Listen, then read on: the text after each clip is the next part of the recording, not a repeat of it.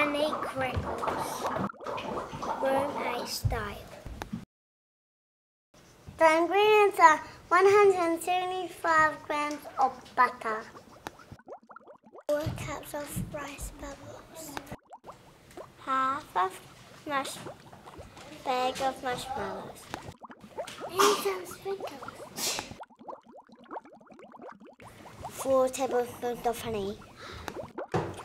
Step 1. Cut and weigh the butter. Put the butter on the pot.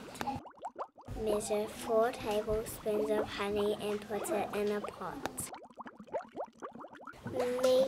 Melt the butter and honey on a medium heat. Put the marshmallows in the pot and make sure it doesn't burn. Next, measure out the rice bubbles into a big bowl. When the mixture is all melted, put it onto the rice bubbles. Stir it all together. Put baking paper in a tray and pour it in. Pat it down with a spoon. Sprinkle all over it.